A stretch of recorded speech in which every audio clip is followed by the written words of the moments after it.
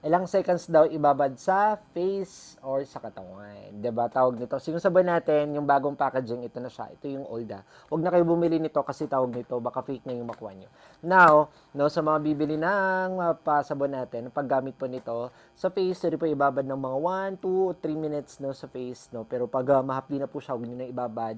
Ayan, tawag nito, skip nyo na yung pagbabad. Okay, importante na sasabon nyo lang siya. Lalo na pag tawag nito na hapdian po kayo. Kasi baka mamaya sensitive skin ka tapos pinipilit mo ibabad, baka mamaya masaktan ka. Ayaw kitang nakikita nasasaktan ka. Char! Sa katawan naman, pwede nyo po siya ibabad ng tawag nito 3 to 5 minutes. Maganda talaga pag binababad actually sa katawan. Kasi sa katawan barang, bihira lang naman na mahapdi siya sa skin.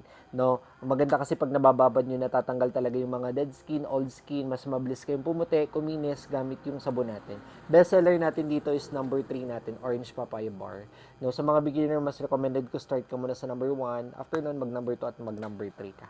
Okay, sa mga mag-check out nito, nasa yellow basket lang natin.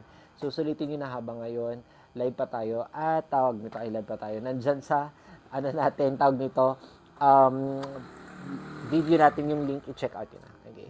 Bye guys. Thank you sa mga nag-check out.